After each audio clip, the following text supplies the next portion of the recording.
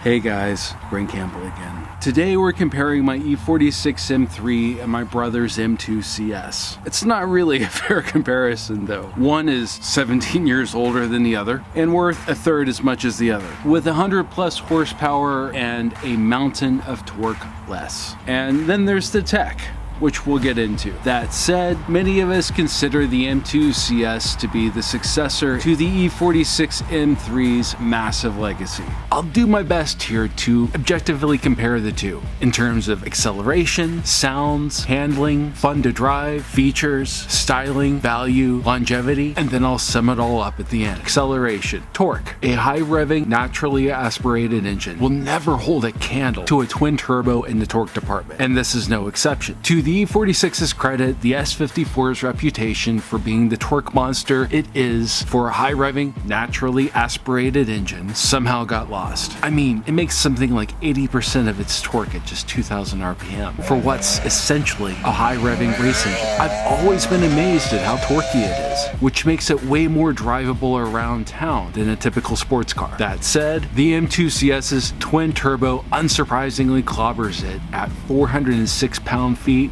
versus 269 for the E46. Horsepower. The E46 M3 makes 333 horsepower at 7,900 RPM, an astronomical number for its time, especially given the engine's relatively small size. The M2 CS makes 444 horsepower at 6,250 RPM, an obscene number for such a small car. And the acceleration it delivers is wild to experience. I talked about and showed that 2 videos ago. Definitely watch it if you haven't yet. I'll link to it at the end of this video. For such compact, agile cars, 300 plus horsepower is more than you'll ever, need, and 440 horsepower is just wonderfully insane. Transmissions. The days of slushbox automatics are long behind us, thankfully. The M2 CS's DCT shifts way faster than any human can, hitting 60 miles an hour in just 3.4 seconds, or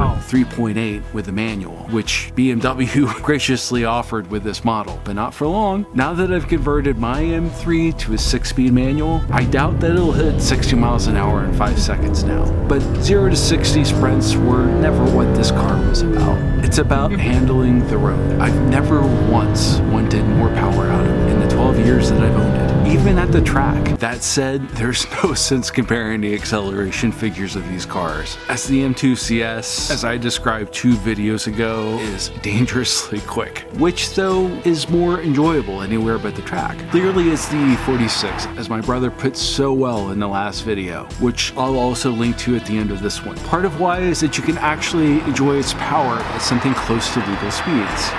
You can't really put all the M2 CS's power down for more than a couple seconds at a time anywhere but a track. The CS was built for the track. It's new with twin turbos. Of course, it's going to clobber the 20-year-old classic at the track. That's what it's for. With all the adjustable settings, particularly with the M adaptive suspension and those awesome seats, it'll serve as a daily driver too. Sounds. At idle, well, the E46 M3 is the clear winner here.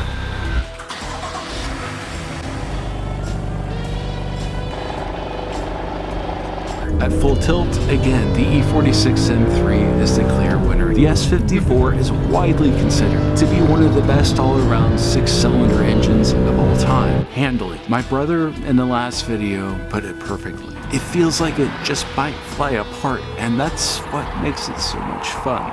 Comparing the ride. The E46 offers no adjustable suspension. The sport button merely adjusts the throttle response, which is awesome, by the way. With the M2 CS's M adaptive suspension, it truly gives you the best of both worlds. The system is heavy, and BMW made up for that by removing items and used carbon fiber in place of steel for the hood and roof at great cost, among other areas, which keeps the center of gravity lower and benefits handling even more. Fun to drive. My brother is far more qualified to speak to this, and he did so quite well in the last video. I'll link to it at the end of this video so you can watch it next. In short, to quote David, this is way more fun. The M3's high-tech features from 20 years ago are laughable today. In my 12 years of ownership, I've never even attempted to use the navigation system in it. Why would I when I have Google Maps on my iPhone? If you care about having the latest gadgets, you should probably drive a new car. Any new car, really. If you value the driving experience, you should probably be driving the 20-year-old car. Much as when David and I opened up the hood to examine all the clever engineering that went into the M2 CS. A few feet over, we opened the hood on my E46 M3 and marveled at how simple it was, and that M engineers were able to do so much with so little. Both of them are marvels for their time. So then, what about the M2 CS's gadgets? The suspension and transmission settings, I hear, make a profound impact on the driver's experience, depending on your mood and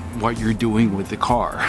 This goes a long way to making it usable day to day while still track ready when the occasion arises. In the short time I drove it, I loved the backup camera. Given that my M5 is now 15 years old and M3 is 19 years old, I imagine I'd be blown away by the gadgets in a new Hyundai, let alone a $100,000 BMW. That said, the E46 M3 has a classic and simple interior that has stood the test of time, while the M2 CS has more modern and premium interior with a high-quality infotainment system, though many complain that it's not to the standard of such an expensive car. The E46 M3 is a timeless classic that has never stopped turning heads, at least among those who know. Its curves and aggressive lines are a true representation of BMW's design language in the early 2000s, what many, including me, consider to be peak BMW. On the other hand, the M2 CS is a more modern take on BMW design, before BMW, for whatever reason, chose to roll out those giant, in my opinion, ugly grills. Value.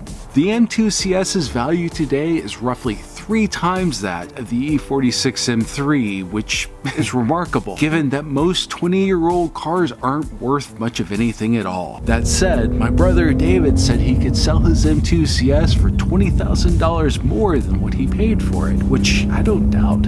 If you're going to spend that kind of money on a toy, it's a smart investment. If you can afford a fraction as much, then an older M car starts to make a lot of sense too. Neither will depreciate, as they aren't going to make any more of either, and demand for them will only increase. But they made a whole lot more E46 M3s than F87 M2 CSs. That said, a 20-year-old sports car, the E46 M3 needs lots of maintenance and replacement parts. They're relatively cheap to buy, but you'll need to invest the time to learn the cars so that you can know what to look out for when parts inevitably fail, and then stay on top of it. It's a different type of cost, as maintenance on a new car under warranty is a non-issue for owners. Since they hold their value though, you won't feel like you're wasting money. Rather, you're maintaining your asset that will stand the test of time. Longevity. What happens when a gadget breaks? What will a busted M adaptive suspension cost to replace, to give an example? I don't even want to imagine. Will these increasingly tech-laden cars even be fixable, given how all the tech is increasingly intertwined? Relatively speaking, the older cars are dead simple. To sum up, all that said, comparing these two objectively is like comparing apples and oranges. In acceleration and overall performance, the M2 CS clobbers the E46 M3. 20 years of development will do that, and that's a good thing.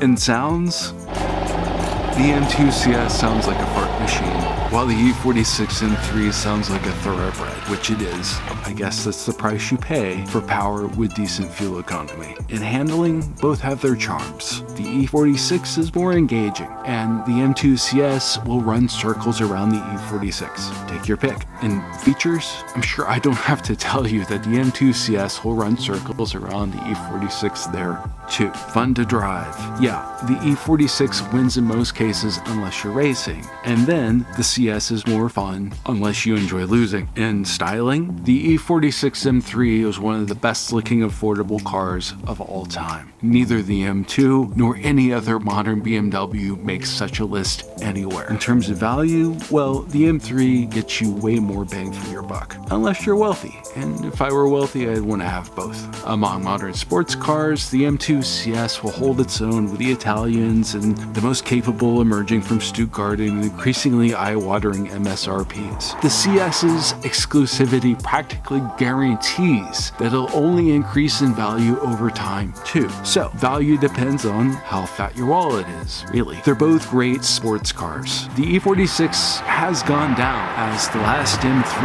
with a naturally aspirated straight six, perfectly balanced and stunning to look at. Peak BMW. The F87 M2 CS will go down perhaps as the last gas-powered, compact, rear-wheel drive M car available with a manual gearbox. Attributes that made the M Division what it is, however hard it is to see today given the current lineup. They're both great for what they are, and they'll be adored by enthusiasts for many years to come. As for future M cars, I'm not so sure. Time will tell. As a 40-year enthusiast, my advice is to pick one up while you can. I'll leave it there for now. Until next time. Thanks for watching. Please stay tuned, comment below, and subscribe if you haven't.